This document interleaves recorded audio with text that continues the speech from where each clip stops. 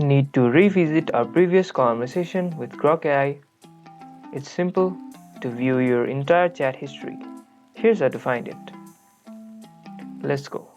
First, log into your Grok AI account and go to your main dashboard. On the right-hand sidebar or menu, you can click on the History tab. This section stores all your past interactions. Since I don't have any interactions, it's empty right here. Scroll through the list and find a specific chat. Simply click on it to reopen and review the full conversation thread. And that's it. Grok AI keeps your entire chat history organized for easy access anytime you need.